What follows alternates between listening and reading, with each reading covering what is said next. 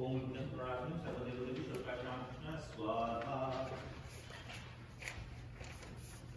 morning, dear devotees and friends.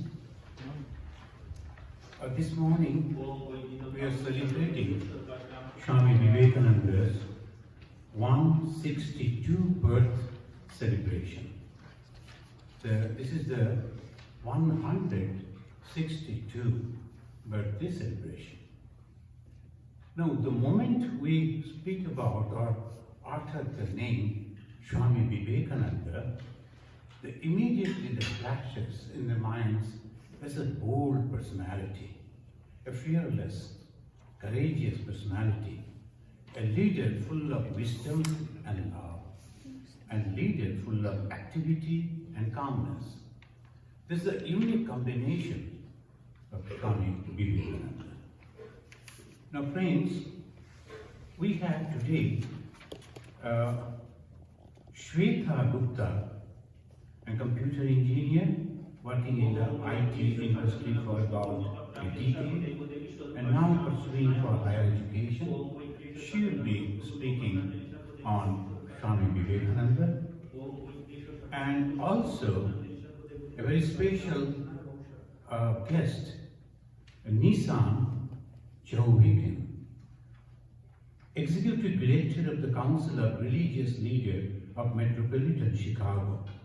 He leads the Council's initiative on advancing inter-religious agenda in the greater Chicago area. So he will also express his views. And we have Durga Bhushan Rajaram. And when I was asking him what I would speak about you, he said, I'm a devotee of Swami Vivekananda. But he is a physicist, very famous physicist, and he had done his PhD in physics and now staying in Michigan. These three, they'll be expressing their views on Swami Vivekananda today, interspersed by our chanting and meditation and thinking of Swami Vivekananda. Please repeat after me the pranam mantra of Swami Vivekananda and let us begin our celebration along with the 16-item puja that is going on. Namasri Yati Rajaya Vivekananda Suraye Satchit Sukha Swarupaya Swamine Tapaharini. This Yati Rajaya, he is the king among the sannyasis. You know the Sanskrit word Yati. Yati means to stop. Stop means we are not going to repeat in the circle of birth and death. The sannyasa means he gives up. Samyak, nyasa, sannyasa. Nyasa, giving up. Samyak, completely. Completely giving up. What? Desire. No desire at all. The one who can develop that complete the desire-free mind, he is a sannyasi. And among these, there are very few we can understand, because desire is the base of our life. We can stop without thinking, without praying, without asking. So obviously, very few. Among them, he's like a king, the best of that, Yati Rajaya. He's like a sun. Vivekananda Surai. Satchit Sukha Sarupaya. He's the embodiment of the Brahman. Sat, Chit and Sukha. So when we talk about the Brahman, the ultimate existence, ultimate reality of the Hindus are approaching towards this particular goal through three different ways. One is the Vaishnavism, that is duality. They will be worshipping they'll be praying, they'll be reading, they'll be meditating, they'll have the charity and all this as the dualistic way of approach to the same goal, which is one and absolute. Then there is meditative way. They will try to withdraw the whole mind from the objects and concentrate on that particular one, which is consciousness. They call it Paramatma. And finally, as we call it Vedanta, the end of all knowledge, and the goal, they say, it is Brahman. How? Because there is nothing but the consciousness. So they will be constantly remembering that, wondering over that, meditating on that, and constantly they will be saying, I am that illumined one. And the moment they realize that, they become Buddha. The Buddha means the illumined one. So this Swami Vivekananda, he is the embodiment of that Satchit Ananda Sarupa. Tapaharine. Tapa means affliction, suffering. Though he is in that all-pervading consciousness, but at the same time, he feels the suffering of the people. And that is why he has taken this human form and he has established the Ramakrishna mission. He has trained the young men and women, and ultimately this thing has come up that we have to understand that if we want the peace, the happiness, the joy, ultimate, we have to give up. You know that ancient Indian society, they understood this. So they developed a beautiful system. And the 4 stages of life, they call it students' life, brahmacharya. Then householders' life, garhastha. Retired life, vanaprastha. And ultimately, sannyasa. Each and every one of us have to become sannyasi. Whether we like it or not, understand it or not, accept it or not, you have to. Why? Because without sannyasa, you cannot go. So they developed a system. Slowly, the people, they used to go through this 4. Now, Shankaracharya came, and he understood that time the society has already changed. That he told, okay, in between the 2 stages you can skip. From the student's life, you can go directly to the renouncer's life, the sannyasi's life. So brahmacharya, and then directly to sannyasa.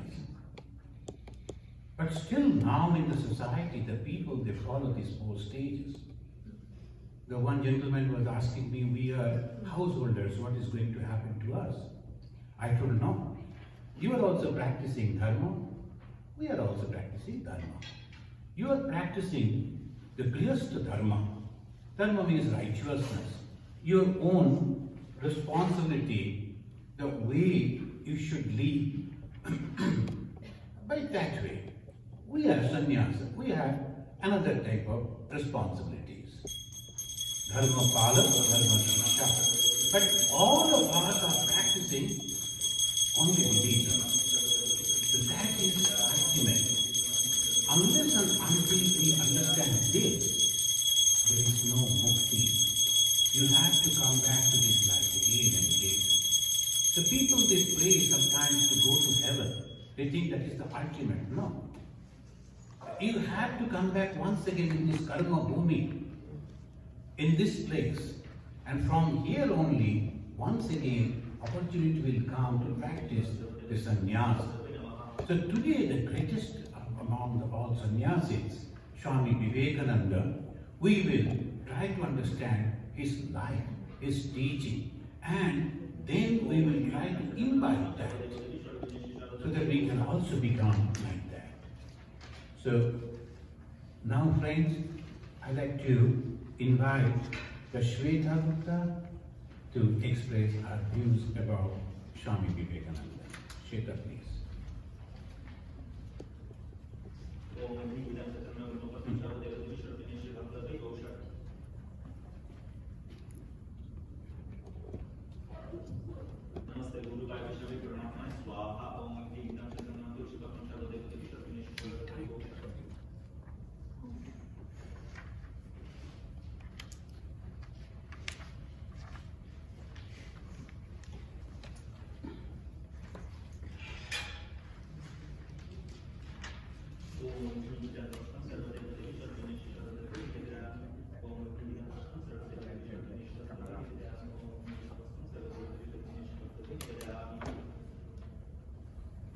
You have to stand in the desk. Stand in the desk.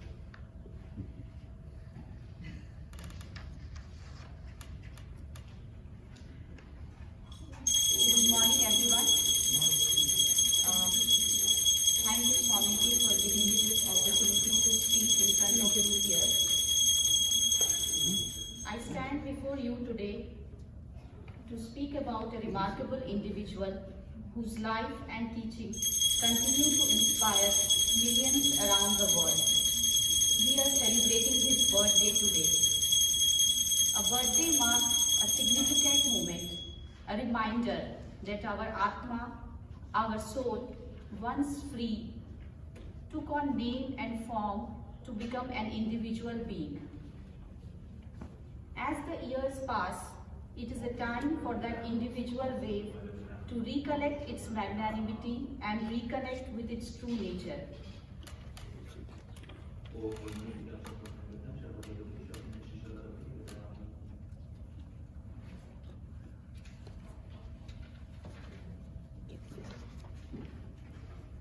The Sanskrit word for birthdays is Jayanti. Jayanti means the pinnacle of victory. Victory is always associated with duality, war, conflict, but birth is beyond conflict because it is a celebration. This is when the ocean becomes the wave and will become ocean again after several years. A birthday is a time to remember that the Atma, who was free at one time, then took name and form and became an individual being. After so many years, once again, the wave will go back to the ocean. Therefore, a birthday is a time for the wave to remember its magnanimity, its true nature, that is part of the universal spirit divinity. Then the Atma gets the strength of the ocean. Swami Vivekananda, a name synonymous with the revitalization of Hinduism and the introduction of Indian philosophies to the Western world, was not just a spiritual leader, but also a true embodiment of the principles he preached. Swami Vivekananda was born as Narendranath Datta on January 12, 1863. He was a born yogi. Before he could go to sleep, he could see light between his eyebrows.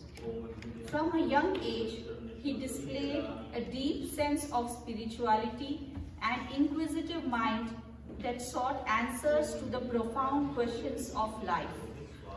In his school days, while meditating, he saw Lord Buddha coming to him. One of the games Narendra and his friends played was to sit with eyes closed and see who meditates the longest. Once when he and his friends were playing this game, one of them heard a soft sound. As he opened his eyes, he saw a big cobra slithering towards them. The boy started shouting, "Snake, snake!" On hearing that, all of them except Narendra got up and ran away. They shouted, "Run, run!" But Narendra did not hear them. He was sitting with his eyes closed, thinking only of God. He was enjoying a state of pure bliss. And what do you think the cobra did? The cobra reared up, spread its hood, and watched Narendra for some time. Then slowly it bowed to Narendra and slithered away without touching or disturbing him. The story about the cobra leaving Narendra alone spread rapidly, with Narendra's friends narrating it excitedly to his parents as well as his neighbor. They were awed by the divine protection Narendra had acquired through his intense concentration and love for God. At Kakri Ghat in Uttarakhand in India in 1890, during his travel to the Himalayas, Swami Vivekananda sat for meditation under a peepal tree. Here he experienced the oneness of the universe, the microcosm and macrocosm, and realized that in the microcosm of the body exists everything that is there in the entire universe. One of the key principles Swamiji believed in was the idea of the divinity of the soul. He believed that every individual possesses infinite potential and that realizing this potential is the essence of yoga. Yoga, according to him, is not just about contorting the body into complex postures, but a science that leads to the union of the individual soul with the universal consciousness. Swamiji's teachings on the synthesis of different parts of yoga, Karma Yoga, the path of selfless action, Bhakti Yoga, the path of devotion, Raj Yoga, the path of meditation, and Gyan Yoga, the path of knowledge, provide a comprehensive guide for individuals seeking spiritual growth. Swamiji's spiritual journey led him to the great saint Sri Ramakrishna Paramhans, under whose guidance Narendranath underwent a profound transformation. Ramakrishna recognized the potential in Narendranath and played a pivotal role in shaping his spiritual outlook.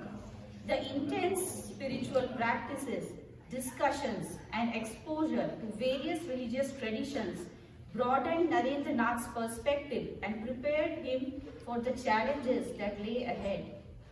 In 1893, at the Parliament of the World's Religions, here in Chicago, Swamiji delivered a historic speech that introduced Hinduism and the concept of Vedanta to the Western audience. His opening words, "Sisters and Brothers of America," resonated with a universal message of brotherhood that transcended religious and cultural boundaries. Once Swamiji said, "I have come to deal with principles. I have only to preach that God comes again and again, and that He came in India as Krishna, Ram, and Buddha, and that He will come again." It can almost be demonstrated that after 500 years, the world sinks and a tremendous spiritual wave comes, and on the top of the wave is a Christ.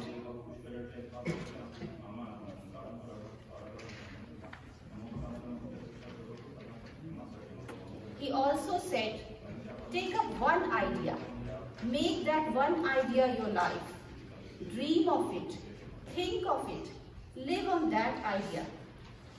Let the brain, the body, the muscle, nerves, every part of your body be full of that idea, and just leave every other idea alone. This is the way to success, and this is the way great spiritual giants are produced.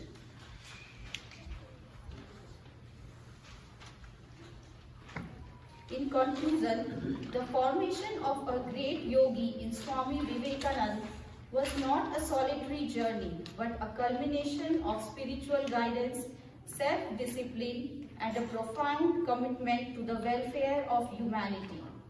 As we reflect on his life and teachings, may we find inspiration to embark on our own inner journey, realizing the divinity that resides within us and extending our hands in selfless service to our fellow beings. Thank you. Thank you, Shilta.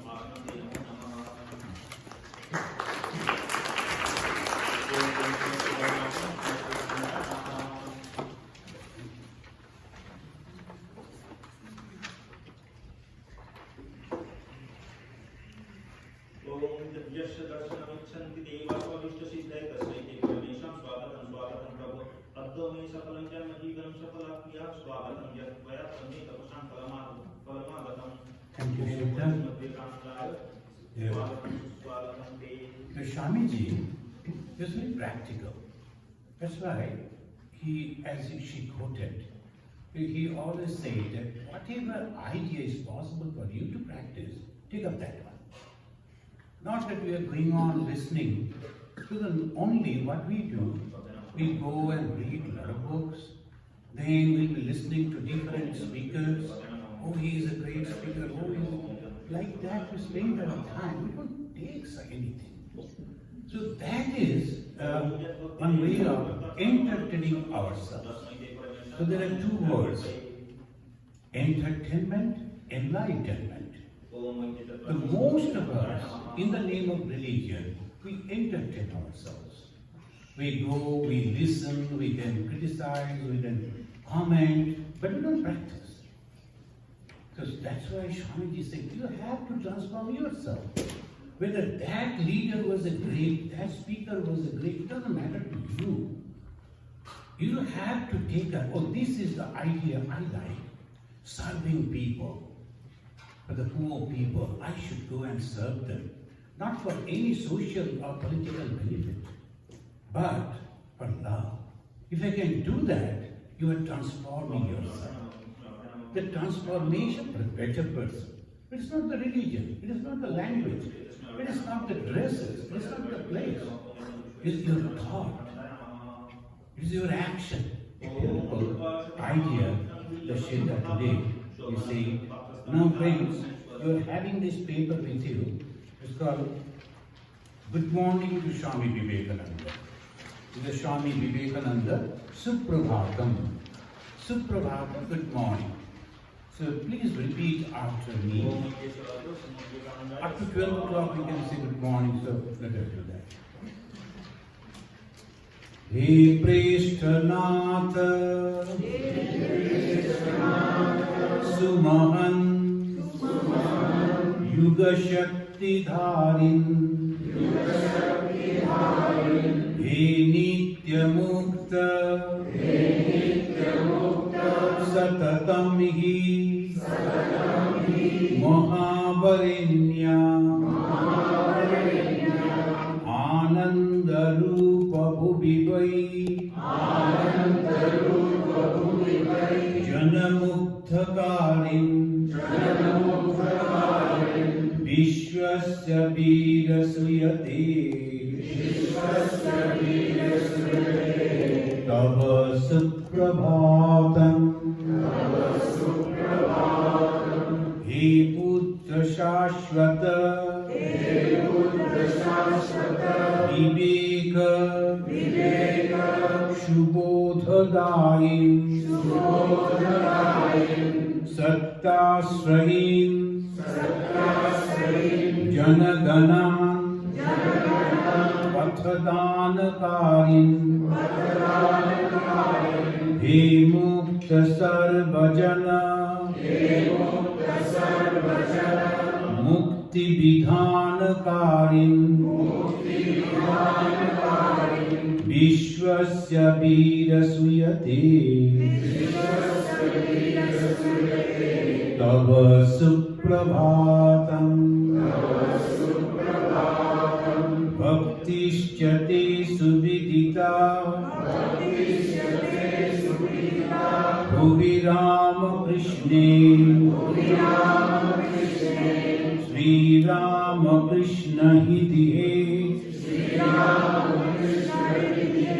Sukritadhikara He Matri Bhakta Prithivi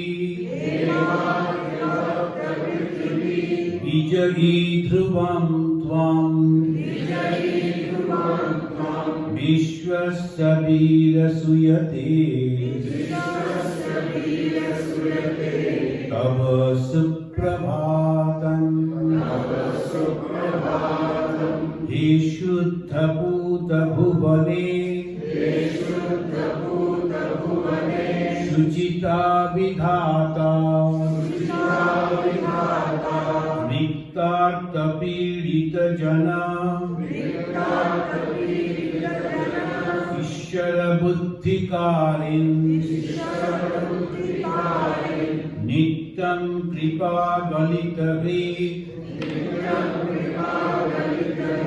Paradukha Harin Vishwasya Veera Suyate Tava Suprabhatam Maya Vihina Bhuvino Nayamoha Pare Tvam जागर्तो हि सततं जनमुक्तिधारिं जागर्ति मानवगण तव सुप्रभावैः विश्वस्य वीरसूयते तव सुप्रभातम् तव सुप्रभातम् तव सुप्रभातम्. Today morning, after the meditation, when we got up, I suddenly noticed that the sun ray, that is the east, so the sun was rising, and the sun ray came and fell on Swami Vivekananda's face. One of our volunteers had captured the picture. Maybe I will share that with you. And it was really wonderful. And he is nothing but light, and nothing but the knowledge. And knowledge is, you are divine. You are divine. With all your limitations, you are divine. And what is the divinity? Love. What is the divinity? Unselfishness. That love, that unselfishness, each and every one of us are already having, practicing also, but in a limited way.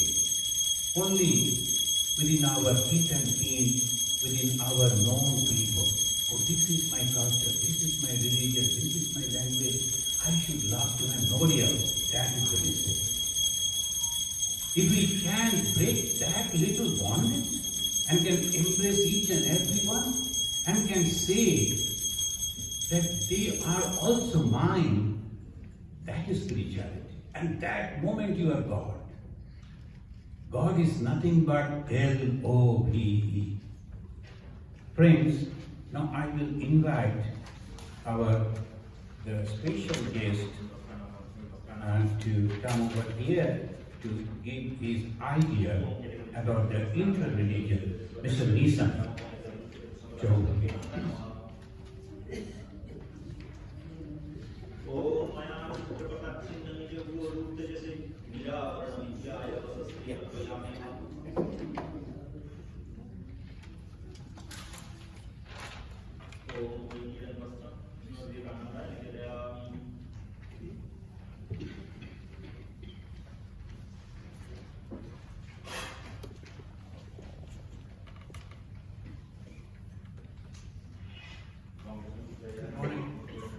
Good morning.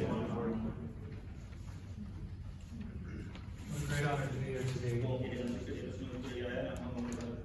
to speak with you, this honored congregation, about a great man and what he brought to this country and the world, and what he might teach for us today, and why it matters to the Council of Religious Leaders of Metropolitan Chicago.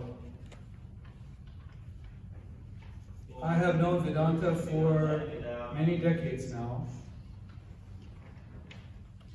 I first visited this lovely place with Swami Vivekananda, of blessed memory.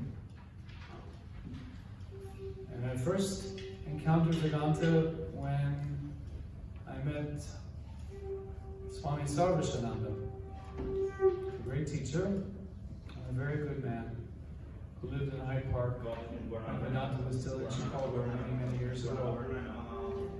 And it was Swami Sarvashananda whose idea it was to have the Parliament of World Religions once again. In the late 1980s, this elderly, slightly absent-minded, terribly good man said, "We should do this. What do you think?"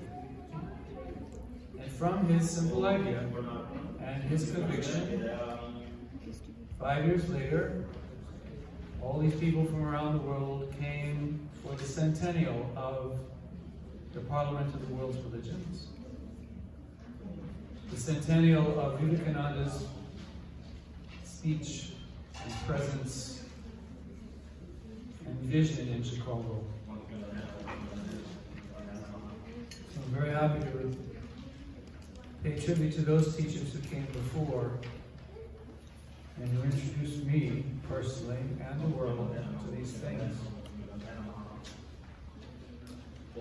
As you know, Chicago is, since that time, a world center of interreligious life. Now, for many people who know Chicago as the home of Al Capone, or who know Chicago from the newspapers, the idea of many people living together in harmony and talking to each other even though they are very different seems completely impossible. We are a city that sometimes feeds on strife, as if strife were food and our essential nutrition. It's kind of nuts. And yet, here we are, when people around the world in faith traditions on every continent, when they hear about Chicago, they know something is different here. And part of that difference is because of what Swami Vivekananda taught. And not just what he taught, but how he lived, and what he saw in other people. As Swami Vivekananda taught and explained so clearly, it is not simply enough to have a vision of what the world should be and how the world and truth actually are as our own individual and lonely spiritual path, but it is to express that truth in love for other people that shows you are enlightened. And I suggest to you, my brothers and sisters, that that impulse, that desire to look beyond the boundary of my own community, my own tribe, my own nation, my own faith, is at the heart of the Council of Religious Leaders of Metropolitan Chicago. And that's why it's so important and so wonderful that Vivekananda Vedanta represents the Hindu communities of Metropolitan Chicago on that council.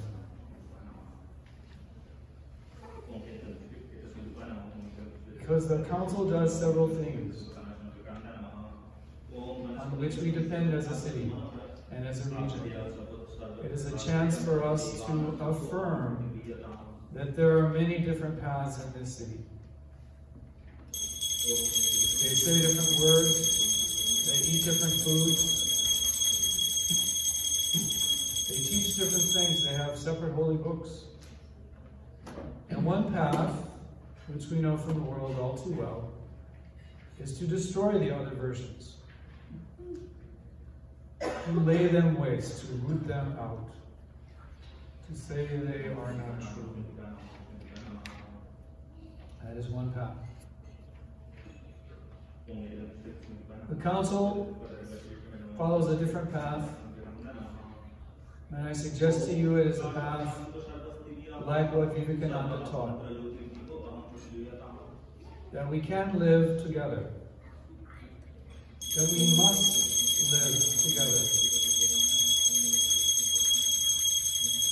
But the moment we decide we can live with everyone except those people is the moment we end up destroying everyone but ourselves, and ultimately ourselves as well. So the council works hard, and when we do our job correctly, we help to promote that vision of harmony. Harmony is not putting everyone in the blender and then drinking what comes out. It's not a mess, it's not a porridge. It is letting everyone speak in their own voice, articulate the truth as they see it, and trying to learn from each other. We will disagree. Every congregation, every street, every school, every family has people who disagree. But disagreement does not mean destruction It need not mean disharmony. And on the council, we believe that having people there of these many different ways of understanding the world is central. Because we also believe that you cannot be persecuted for those feelings and beliefs and truths. So when someone is attacked in our community, whether they are Hindu or Buddhist or Muslim or Jew or Christian or anyone else, the council says, no, that's wrong.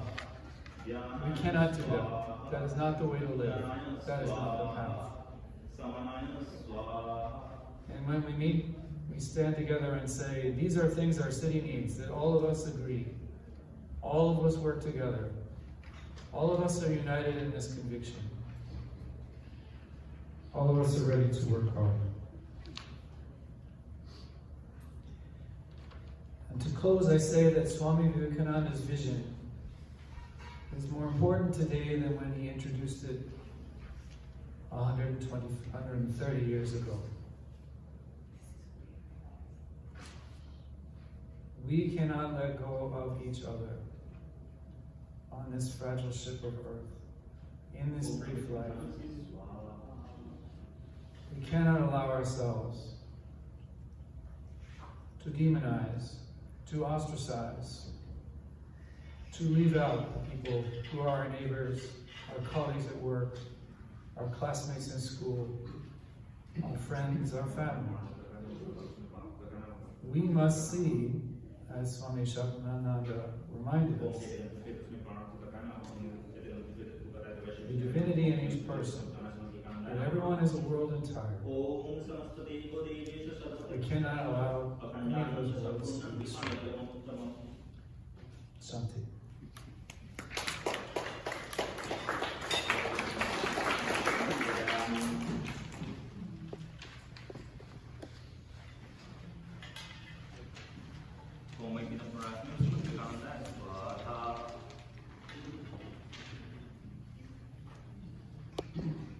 Thank you, Mr. Eason. He is working very hard, and I heard about him from Swami Vivekananda. So he is working to bring different faiths together. And that is exactly the idea of Bhagavad Ramakrishna, and that was propagated by Swami Vivekananda. We need not to change our religion. Swami Vivekananda said, shall I have to become a Christian? God forbid. Shall I have to become a Hindu? You have to become a Hindu? No, God forbid. We should be in our own places. But we should know all paths are leading to the same goal. All paths are leading to the same goal. Because sometimes some people, they misunderstand that. I give in a funny way. Suppose from Chicago I like to go to Washington DC, and this is the first time I'm going. So I go to some person, so you have visited Washington DC, can you please advise me how to go over there? He will say, look, my grandfather, my father, myself, all flew from here. So go to the airport, take a flight and go. That is the only path. That is it, only path. Next man, he said, hey, you like to go to Washington DC? Take a cab and go over there. You will enjoy the road. There are so many varieties of places to see, and so many places to wonderful food is there. In the flight, they won't give you food. So you better drive. It may take 3-4 days, doesn't matter. That is also a path. Another will say, why don't you go in a train? You need not to drive. You will enjoy the scenario and at the same time everything. All are correct. But the problem is when they say, this is the only path. That is the only problem. So if we understand this much, it will be sufficient. I am going to my God, but it's all right. Long back, when I was in Andaman, 2 young ladies came to convert me into Christianity. I told, but why? Now you will get joy, happy. I'm already happy, see. I have just finished my breakfast and enjoying the beautiful sun and the ocean. They said, no, if you will go to heaven as a man. Have you visited heaven? She told no. Young lady, so she was confused. No. You are sailing that place where you have not visited. You don't know whether electricity is there in the heaven or not, whether the good water is available or not, and how their taxes are not. So why do you talk about heaven? Unless you visit, so you better go to heaven first, then come back and say, I am also trying in my own way to go to that place. I can also come back and tell you. So this is the only thing to understand. Friends, you know the Swami Vivekananda about whom we are discussing. He was a great soul. Apparently he was very simple, but he was a great soul. Allow me to read from his brothers. All of them, they were in England that time. They were staying in Mr. Study's house. Mr. Study's house, from the May 1st, May 15, 1896, Swamiji stayed. And Miss Henrietta Muller, she was also there. So she arranged all this. Miss Henrietta Muller was a great personality, maybe you will know afterwards. There, another Swami came, Swami Saradanandaji and Swamiji's brother, Mahendranath. There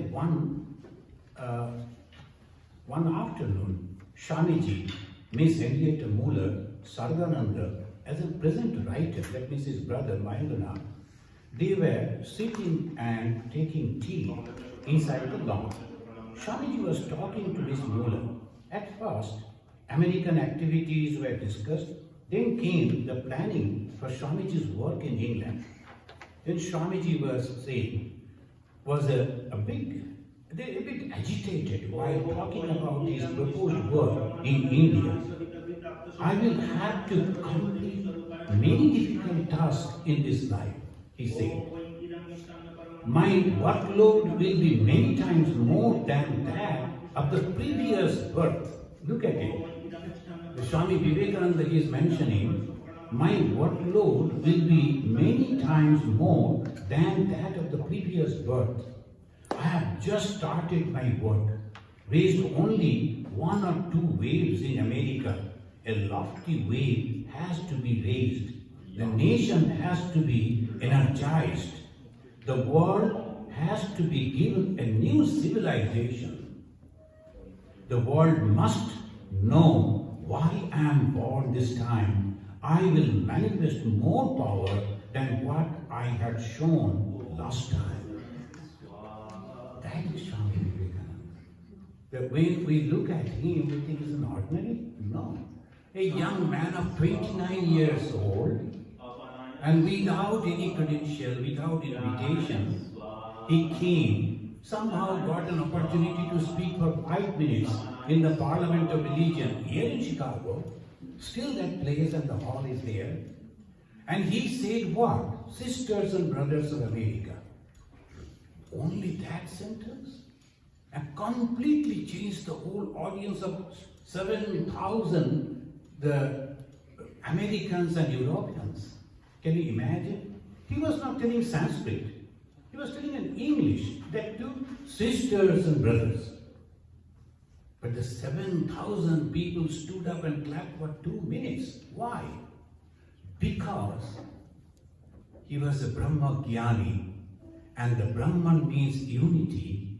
He unified each and every one of them. They truly felt that they are sisters and brothers. They are one. That feeling of joy, feeling of oneness. The way we were celebrating 100 years of the same Parliament of Religion, the one gentleman came. He also dressed like Swami Vivekananda. He had a turban. And when his opportunity came to speak, he also stood like Vivekananda, keeping both the hands on his chest. And he addressed sisters and brothers of Calcutta. So, everybody was quiet. The next sentence he will continue his. But he was expecting an uproar and clappings. The second time he raised his voice and said, sisters and brothers of Calcutta. No, everybody was looking at each other. Why he shouting unnecessarily? We know that we are here, but then third time when he said, Swami Lokeshavanandaji, he is a very senior Swami. He was the president of that meeting. He came and patted from, you continue please. They are sisters and brothers, you continue. So only sisters and brothers want to work. This is called mantra shakti. You know, the spiritual power comes out with the shabda, with the word. That is called mantra. The mantra and other words are different. It has a power, and these people can really do that. Otherwise, why people will follow them? The friend says, time is short. Now I will invite our Durga Prasad Rajaram to express about, he is a lover of Swami Vivekananda. And when we send something to him to upload in our website, he maintains our website, it will take time. But the moment we send Swamiji's thing, immediately next moment, it will be in our website. So that is Durga Prasad. Please come.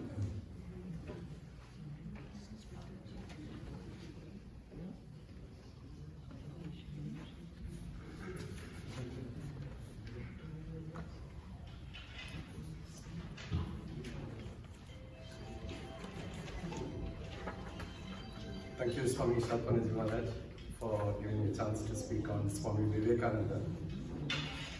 And thank you for giving me an excuse to be back here. It's very nice to see a lot of familiar faces, very nice to see a lot of new, unfamiliar faces. Maharaj asked me to speak on the theme of Swami Vivekananda as India's ambassador to America.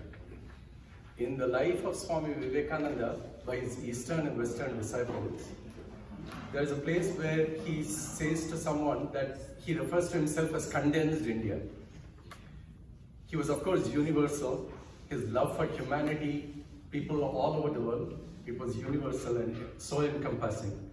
But his love for India was special. So in the next 15 minutes, this talk is going to be heavily centric on Swamiji and his love for India and what he represented. Before coming to the US, he had traveled the length and breadth of India as a wandering monk, and he knew the condition of India, he knew the condition of the Indian people at that time, and he also knew the eternal ideals that animate Indian people. So there could have been no better representative of India and her ideals. Everyone knows the story of the Parliament of Religions, but I just want to set the setting. When he came here in the late 1800s, India, a land where civilization had flourished for about 3,000, 4,000 years, had been under centuries of conquest, had been under British rule for at least 200 years. And there was widespread poverty, famines, and most of all what Swamiji would often refer to as lack of shraddha, self-belief, self-confidence in the people. In contrast, the United States was a relatively very young country. I mean, the Civil War had ended just 30 years before Swamiji's arrival in the US. And it was a country that was materially, socially progressive, prosperous. And it was into this setting that this penniless, brown-skinned monk in a strange dress set foot in Chicago. Sister Nivedita describes the contrast of what he came from, where he came from, and who he was facing in her introduction to the complete works. She says, behind him lay an ocean calm with long ages of development, a land filled with religious systems of faiths and creeds. And she says, behind him lay India with her thousands of years of spiritual development. So this is what Swamiji represented. I want to draw attention to a few things that he mentioned in his Parliament of Religion, which give us an idea of what and who he represented. He said, I thank you in the name of the mother of religions. I thank you in the name of millions and millions of Hindu people of all classes and sects. And then he said, I'm proud to belong to a nation that has sheltered the persecuted and refugees of all religions and all nations of the earth. So here we see what Swamiji was representing, and over the course of his travels in America and the West, what he would come back to again and again. Hinduism, the ideals of tolerance, Vedanta, and India. So let me start with Hinduism. I think I don't need to tell you about Vedanta. Everyone here is very familiar with the message of Vedanta that Swamiji brought to the US. But the Hinduism that Swamiji represented is at times chaotic. Because if you ask any Hindu what it means to be a Hindu, you'll get a different answer. It is just so many diverse practices, lots of different sects, and just a multitude of different philosophies and theologies that go together and make this Hinduism. What Swamiji did was put all this together under one umbrella. He talked about the evolution of Hindu thought. He talked about the Vedic ideals, the different schools of Vedanta, and he presented how all these are paths to that same goal that all these philosophies refer to. Sister Nivedita says that he formulated the common basis of Hinduism. Basically, he established the intellectual foundations of all the systems of Vedanta and Hindu beliefs and practices. And not only this, he presented Vedanta as a philosophy grounded in reason. So this was important because the Columbian Exposition of that time was a showcase for the latest technological advances of the time. And the Vedanta that Swamiji presented was something very much grounded in reason. It was, Swamiji used to say, throw out. If something does not agree with the latest ideas of science, then reject it, however comforting it is. And then the idea of tolerance. In his paper on Hinduism, again read at the Parliament, he said, I'm proud to belong to a religion that has given the world the idea of universal tolerance. And he said, not only toleration, we accept all religions as true. This was a revolutionary concept at that time to an audience. America was a largely Christian Protestant country where even Catholics were discriminated against in some spheres. So the idea that all religions can be true was absolutely revolutionary and startling to a lot of people. And then the idea of the divinity of human beings, the divinity of all, the idea of mukti, the ideals of renunciation and mukti and selfless service, which are the ideals of Hinduism and Indian religions, as Swami Satmanandji said. These were unique ideas. Sister Nivedita, again, in her complete introduction to the complete works, she says these were the two greatest truths that India proclaimed through him to the West. The idea of all religions, all faiths, all different practices being paths to that one goal, and the idea of mukti, the idea that one can become divine by realizing the divinity within, the idea of liberation and complete freedom. Those were, Sister Nivedita says, the two greatest truths that Swamiji, India proclaimed through Swamiji to the West. I'll now come to Swamiji and India. I think everyone knows about Swamiji's love for India. India was, as you can imagine, the awareness of India was very minimal at that time. It was poorly understood at West or negatively understood. Mostly. People thought of India as some backward country, a colony of the British Empire, land of superstitions and idolatry. And one of Swamiji's accomplishments during his visits to the US and the West was to set right erroneous notions about India. In several talks, he talks about the history of India, the diversity of religions and religious inclusion, and the varieties of practices in India. There is a talk he gave at Brooklyn called India's Gift to the World. And in that one, he refers to India as the land where stood the earliest cradle of ethics and arts and sciences. He goes on to talk about India's contribution in the sciences, in mathematics, in literature, the 7 musical notes, the literary history of India. He often talked about tales from the Puranas, the India's literary epics. He talked about the women of India. In fact, there are 2 talks where he talked about Indian ideals of womanhood and the women of India. The ideals of Sita and Savitri. and also heroic women like Rani Lakshmi Bai and Chand Bibi and women of learning in the Upanishads and the Vedas. He presented this complete picture of India. All these were revelations to people who had never heard of India, much less seen anyone from India, or heard, fake news about India. It is amazing to see some of the newspaper reports to get an idea of how people were reacting to Swami Vivekananda, all these talks.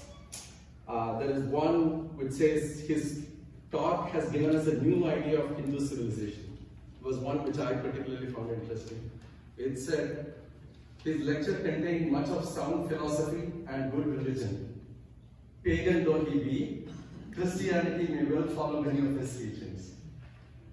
And in the midst of all of this, he never forgot the plight of the Indian people. One of his aims when he came here was to get some help to improve the condition of the people of India. And this he never forgot. Even before his second visit, he wrote in a letter, I'm not sure if I'll go, but if I go, know that it too will be for India. Whether talking about Indian customs or Indian ideals, he never hid the fact that there was need for growth and rejuvenation in India. And he brought out the social need of India. In a Q&A session after one of his talks, he said the great need of India today is missionaries to educate and provide industrial help to India. Don't give India religion. The Hindus have all the religion in the world. And when talking to women's groups, he would often encourage and ask for women to come help educate the women of India. There was the ideals in the history that he talked about, and he wanted them to be educated to reach those ideals again. There was a lot of hostility. I think he addressed a wide group of audiences, some very open-minded, some hostile. He never gave ground when faced with hostility. He wrote in a letter to Alasinga, I am the one man who dared to defend the country.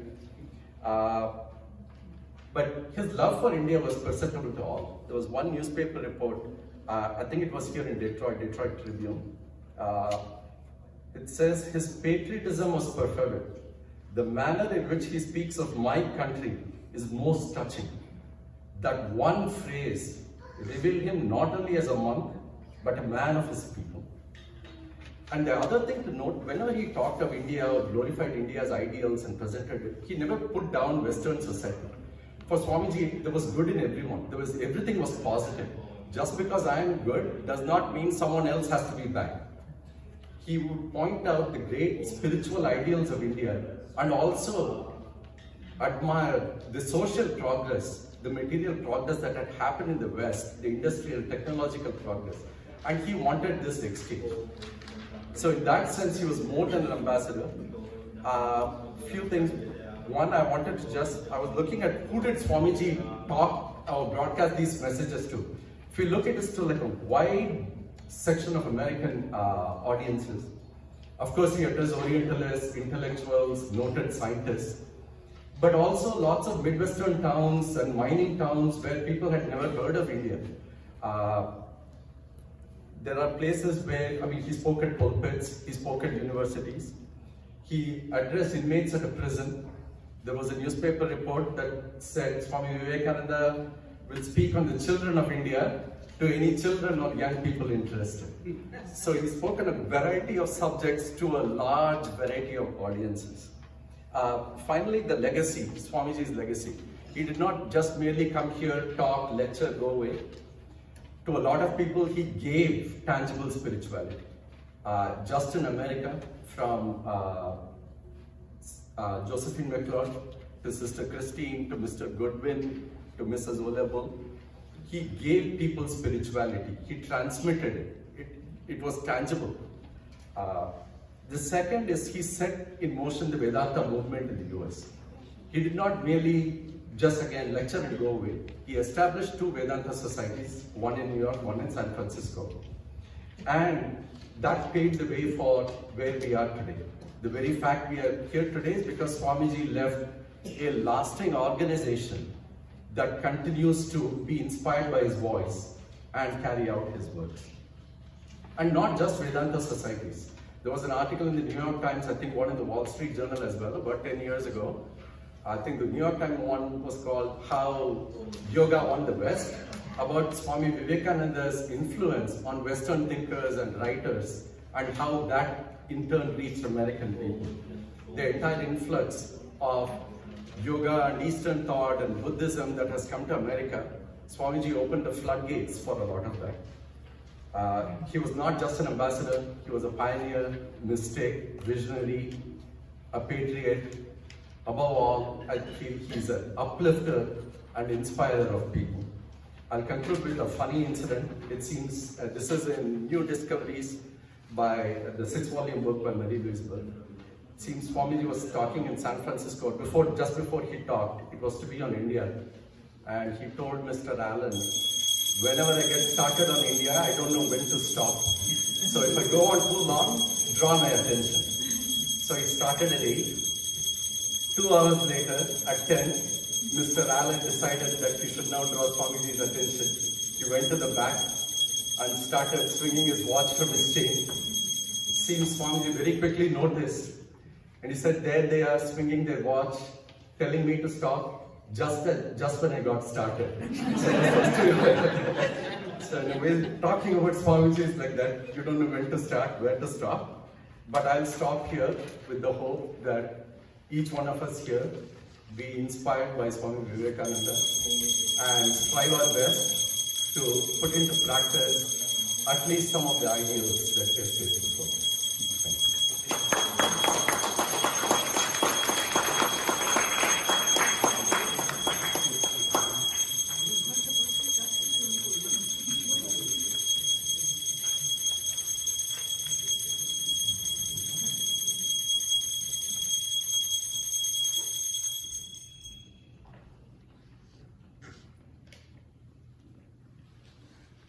Vijay is also almost coming to an end.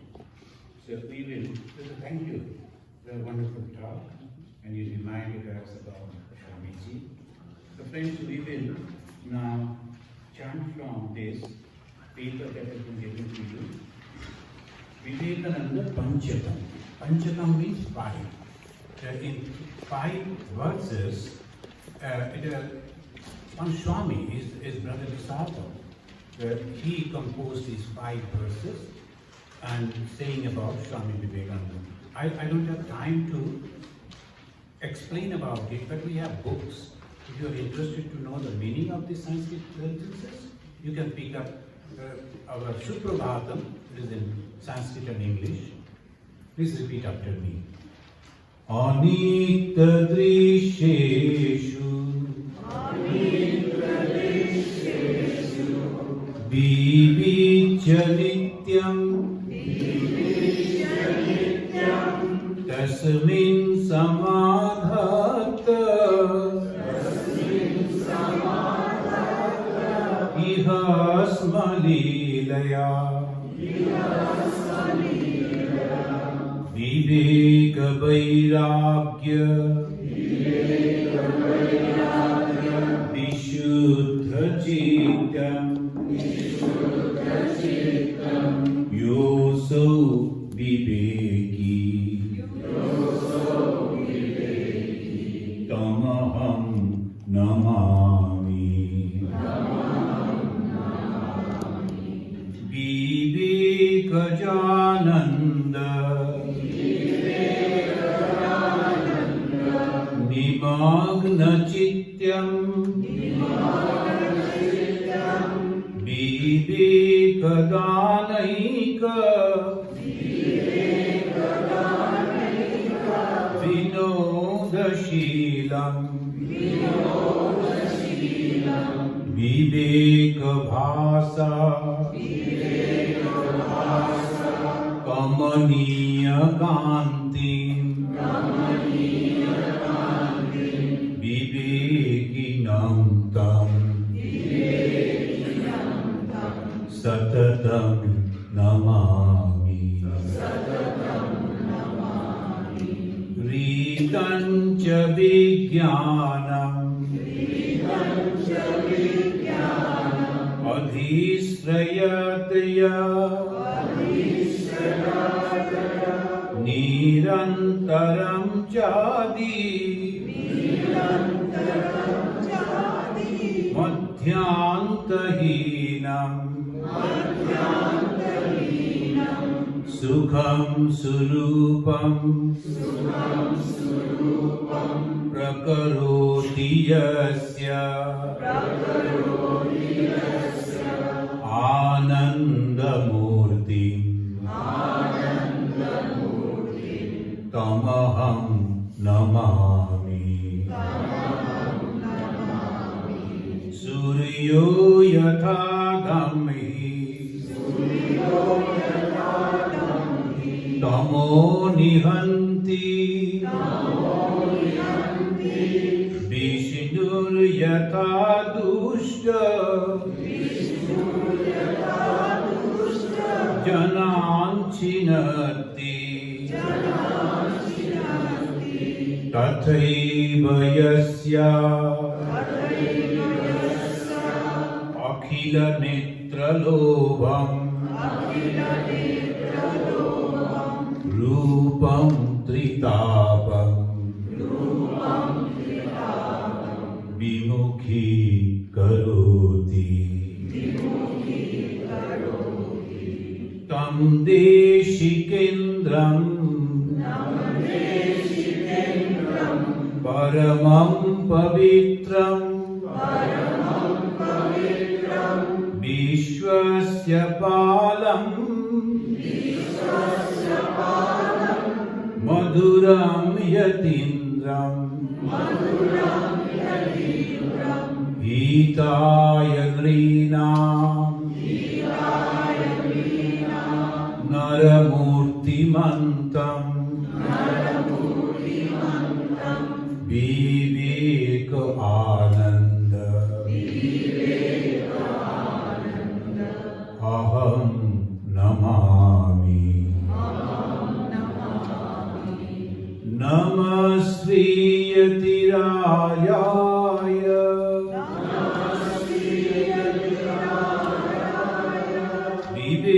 Vivekananda Suraye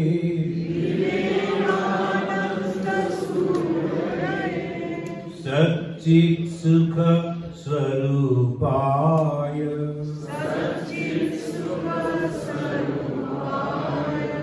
Swami Tapoharine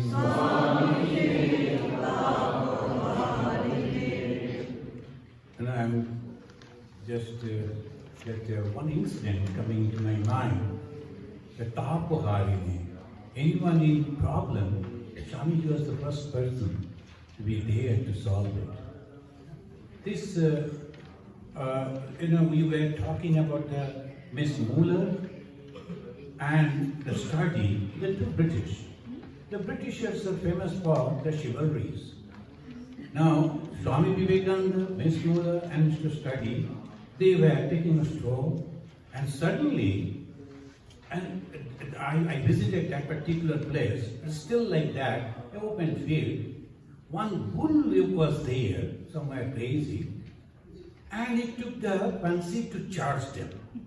The bull started coming towards them.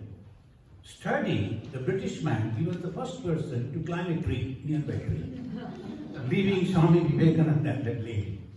And the lady in those days they used to wear a very peculiar type of dress that is covering the feet. So she could not run, she fell on the ground.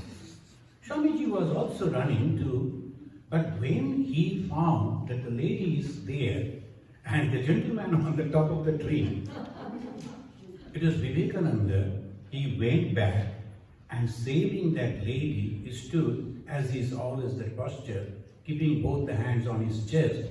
He was looking at a bull coming.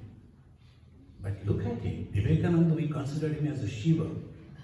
And Shiva's carrier is the bull. Perhaps the bull came, stopped in a little distance, and then slowly turned and went back. Everything was all right. Afterwards, Mr. Stardy, the great British, came down and he was asking Swamiji, what you were thinking when the bull was coming? This is Swamiji. He said, I was doing a mathematics, calculation. what is the speed of the bull and what is my weight? And if he is hitting me, how far I will go and that complicated. This is Swamiji. And always, every time, he's so funny, but at the same time rooted in the deep spirituality. Only to save the people, to love the people, to encourage people. Whole life was dedicated. Are you ready with the Arati? The friends will now observe the Arati, and we have among us another, perhaps all of you know him, our Consulate General of India, Chicago, the Shomnath Babu. He has also come. He is with us. Then now you start, please, your Arati.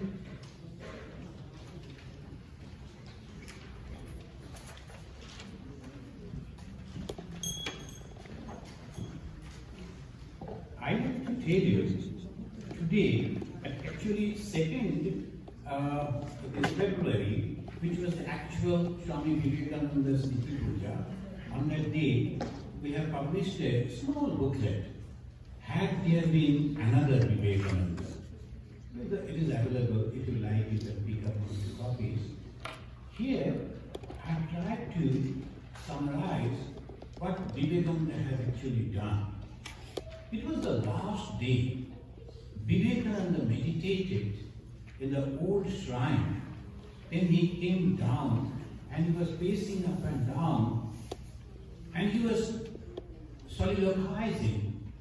Had there been another Vivekananda, he could understand what this Vivekananda has done. So one person from 29 to 39, within the 10 years, he changed the whole scenario of India. As Durga Kushal was mentioning, that how he changed the whole picture. The people used to think about the India in a very different way. Many a times in America, he heard that question and he had to answer very sarcastically. Is it true, Swami, that your mothers throw their firstborn child before the crocodiles? And that was the story that they spread it. Swamiji, how do you answer that? He said, yes. Perhaps my mother also threw me before a crocodile. But I am so hefty, the crocodile could not eat. So I am here to give you the talk. So that way he changed the whole scenario and brought back the confidence in the minds of India. So had there been another Vivekananda, this book has been published. If you like, you can read. Thank you very much.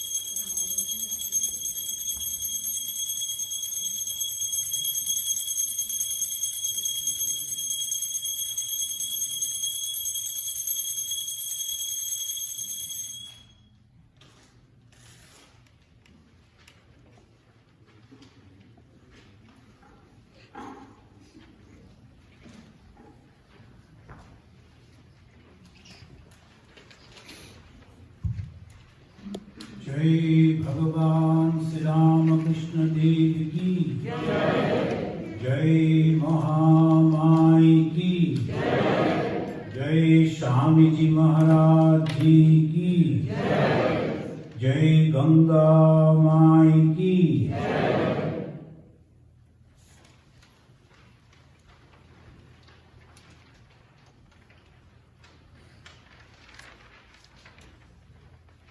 Friends, you have got the flower? If you would like to offer, and then I will repeat 3 times, then afterwards the pranam mantra, and you can come and offer your flower. Om Hrim Esha Sachandana Patra Pushpanjali Srimad Vivekanandaya Namaha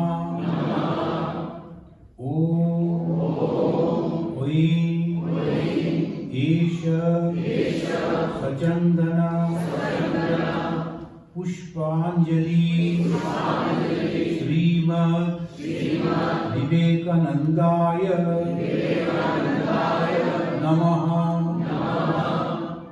Om Hrim Esha Sachandana Pushpanjali Srimad Vivekanandaya Namaha Namasri Yatirajaya Vivekananda Surai Satchit Sukha Swarupaya Swamine Tapoharine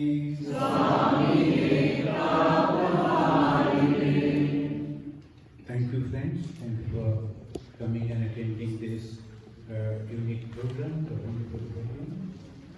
And I pray to Thakur Ma Swami Ji that all your prayers be granted, that all of you be healthy and happy all through. Through you, that many people become happy. Thank you. Om peace, peace, peace. I will touch the relics of Swami Vivekananda. Many of you know it. I'll be sitting over here touching the relics of the Vivekananda, and if you are interested, I will touch it on your forehead.